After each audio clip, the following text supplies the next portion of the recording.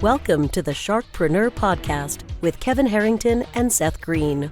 Kevin Harrington is the inventor of the infomercial, one of the original sharks from the hit TV show Shark Tank, and has generated over $5 billion in TV and digital direct response sales. Seth Greene is the world's first trusted authority on cutting-edge direct response marketing, a best-selling author, and the only 3-time Marketer of the Year nominee. On the podcast, Kevin and Seth interview sharkpreneurs who share straight talk on what it takes to explode your business. 49 faces looked to him in triumph. Over the last 12 months, they had each taken turns and promoted his business for a week at a time, driving over $987,342 in revenue. What if you had a network of 50 centers of influence who promoted your business every week for a year? Grab your copy of the #1 Amazon best-selling book, The Ultimate Guide to Growing Your Business with a Podcast, at 33% off the Amazon price by going to ultimatepodcastbook.com. Again, that website for 33% off the Amazon price is ultimatepodcastbook.com. Welcome to the Sharkpreneur podcast. This is your co-host, Seth Greene. Today, I have the good fortune to be joined by Nate Kennedy from Marketing Rebels. Nate, thanks so much for joining us. Yeah, absolutely. Appreciate you having me on, man. I'm excited to chop it up and talk today. All right. Well, you are up to some really cool things in the world, an area that I am very excited about. Tell us a little bit about what you got going on. Yeah, I've been in the marketing world for a very long time and had an agency for a while. And then about 4 years ago, I launched a media company. And so what we do now is what I'm currently doing is running my media company. We've got a bunch of different newsletters that we manage and grow on a daily basis, and we sell advertising space into those and everything else. So it's been a lot of fun. I went from having a bunch of clients to owning all of our own offers and all of our own brands. So we own the audience as opposed to rent the audience now.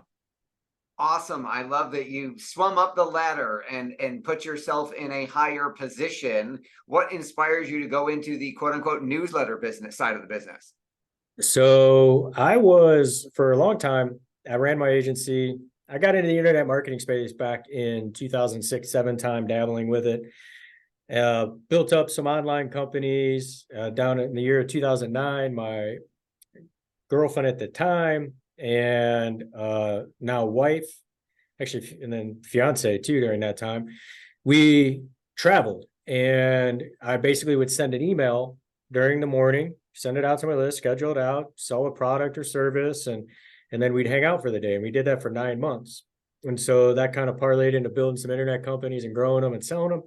And then from there, what I did is I ended up selling those companies and rolled into an agency. So people started hiring me to help them do the same thing with building digital companies with paid ads.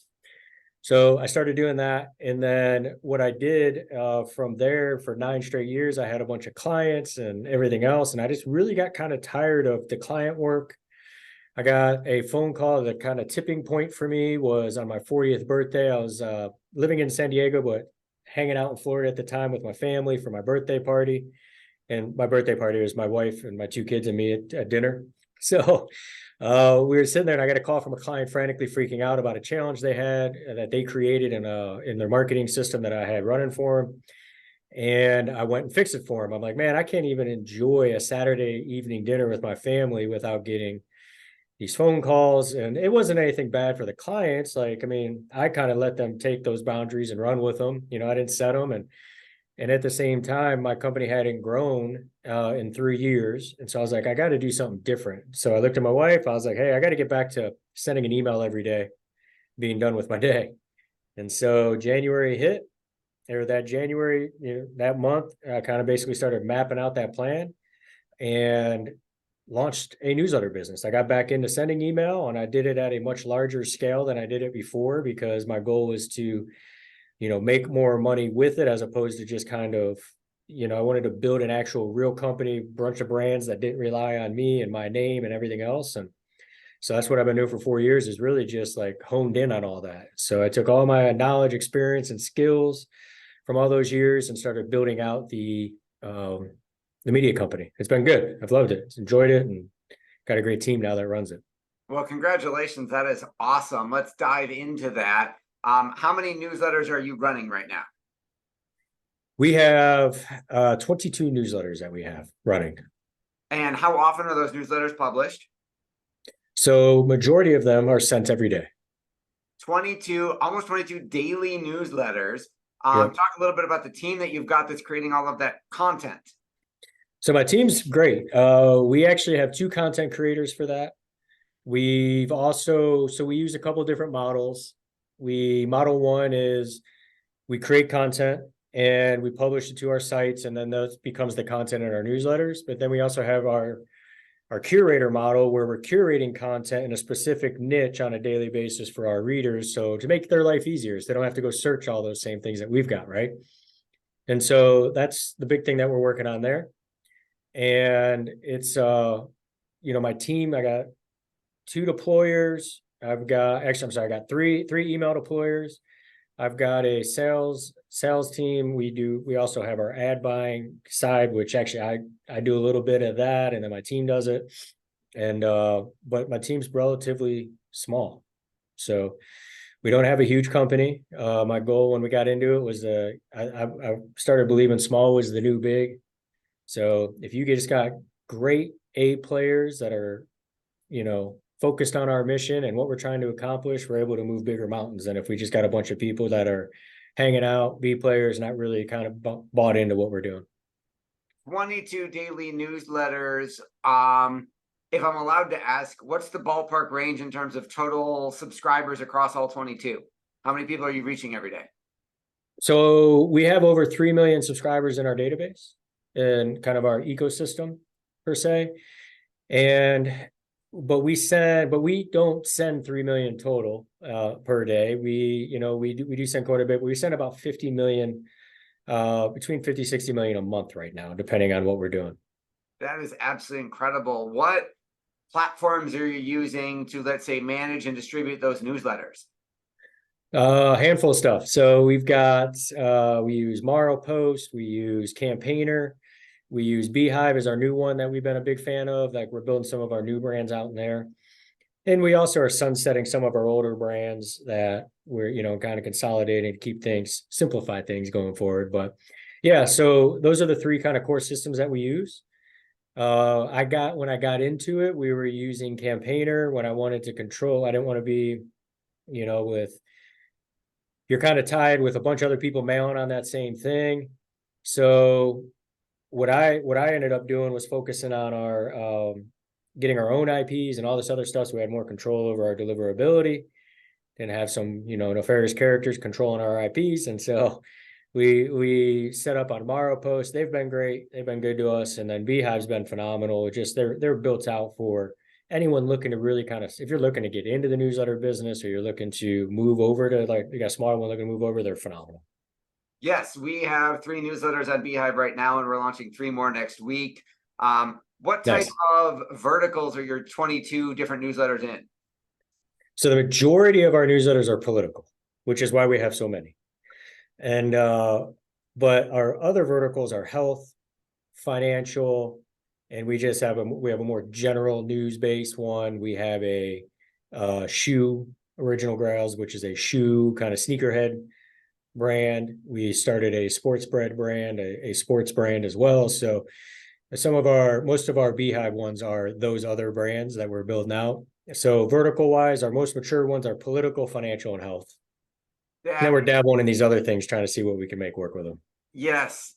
And then, sending to the point where you might be sending over, 50 million a month, that's obviously some incredible growth.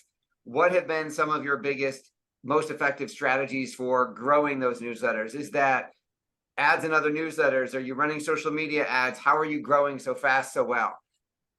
So for me, I wanted to grow fast. So what I wanted to do was we spent a bunch of money on ads, which is what my background is. So, running ads and optimizing funnels. So we ended up kind of creating this one-step funnel process. And our one-step funnel is allowing us to monetize traffic as leads come in, which allows us to recoup some of our ad dollars to be able to put more money into our ad spend. And so for us, it's been, the one-step funnel has probably been the biggest catalyst for us, because we know we can go run paid ads. We can get really, really good high quality subscribers that are engaged and also are buying these different offers and process step, we're generating revenue through the different touch points that we have when they come in the first couple of days too. So that's been the biggest catalyst. That is awesome. Is that one-step funnel? Is that sending them with like something like Spark Loop to either another letter or a free letter? Is that an affiliate offer? How are you making that work? Yeah, so for us, the one-step funnel is more of, an example. One of our one-step funnels would be a pull, right? So the pull in itself is going to be something in the hyper target, like the niche. Most niches tend to be very passionate about something, and so we're usually getting involved to that. Whatever they're passionate about, we're kind of tapping into that with our one-step funnel.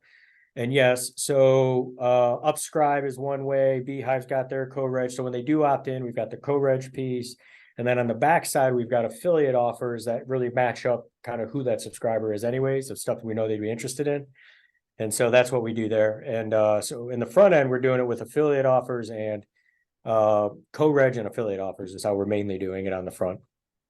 Awesome. And then how, if you're mailing every single day, is there a different cadence in terms of there's different content every day? Like Monday they get tips, Tuesday they get this, Wednesday they get that. Is it similar type of content every day? And how often do you promote something like an actual go here and buy this type of thing in your newsletters? So we're actually pivoting a little bit on how we do that. So this is good timing for that question. I'll tell you how we have been doing it, and I'll tell you where we're moving as the industry shifts. So for us, our big thing has been we've basically would mail an offer 4 to 5 times a week. We would do dedicated emails. Our newsletters would go out daily. They would be the same cadence, same style content. We didn't have, we wouldn't have Tuesday tactics or, because with it being a lot of general news based stuff, kind of curated, we're dropping them real news, real time. So that's what we're doing with that. And then we would try to 4 to 5 promotions a week. And then if we had a promotion on that day, we would send the newsletter in the afternoon, the promotion in the morning. And if we need to, we'd send the promotion again in the evening. So trying to make sure our advertisers get the results that they're looking for. And then where we're moving to more is more of a 100% sponsorship model in the new year. So we are consolidating a lot of what we do to move to a sponsorship model where we have an offer every day in our newsletter, but we don't send dedicated. Right. So they're getting more eyeballs on their offer, or they're getting a lot of eyeballs on their offer, but it's a much better promotional tactic for us. It's acquiring better advertisers. We're getting better advertisers, which has been good with that. And on top of that, they are, I guess another big benefit of that is they don't have, we're not hammering the ISPs and flooding it with too many emails and causing deliverability issues and all that other stuff. So now you treated yourself like your own client and built your own media company and your own portfolio. Any desire to get back in the client game and be a done for you newsletter provider? Nope. So matter of fact, I just had a text come across my screen here asking me if I wanted to partner with someone on one. If we are not looking to manage traffic for newsletters. We are looking more so to drive, if what we are offering though is so one thing that I've gotten into is we are teaching people how to kind of build out their newsletters, right? So we do have that, a workshop that we have. And then I've also got my newsletter founders group, which is our partners in the newsletter founders group. We do broker and bring advertisers to them. So in that capacity, yes. But in regards to running paid ads, building landing pages, all that stuff, no, I'm not interested. What do you like best about what you're doing now? Freedom. So I would say time freedom was the biggest thing. That's what I wanted out of it when I built it. I wanted my time freedom back. It just so happened too that financial freedom came along with it. We 3x'd our revenue. I shut down the agency, and by the end of the first year of the newsletter, we were already doing 3x more in revenue than I had in my agency for the previous 3 years, year over year. So I think financially became a better gig for me. Finance and time freedom became much stronger. And nowadays I got a great team, right? So I literally don't spend a ton of time in the newsletter business anymore. So that is awesome. You are a great case study for doing it right. Where we know your time's incredibly valuable. For those of our folks watching and listening who want to learn more about advertising in your newsletters or being a part of that newsletter founders group, where is the best place for us to send them? yeah, so nateskennedy.com, NATEKENNEDY. So natekennedy.com is my site. If you want to hit me up on social media, all my handles are Nate Kennedy, MD. So not Dr. Kennedy, but marketing doctor. So Nate Kennedy, MD. All right. Well, this has been Seth Greene for Sharkpreneur with Nate Kennedy of natekennedy.com. We greatly appreciate your time and expertise. Thank you so much for joining us. I appreciate it. Thank you. Thanks, everybody, for watching or listening. We'll talk to you or see you next time. Why do so many businesses struggle while others seem to explode overnight? Do you wish you had the secret to this type of exponential growth? Now, I've scaled more than 20 businesses to over $100 million, and it's not just luck. In my new book with Mark Tim, Mentor to Millions, you'll learn the repeatable framework I use in all my business ventures for massive success. Order at kevinmentor.com and get over $1,000 in bonuses. Head to kevinmentor.com.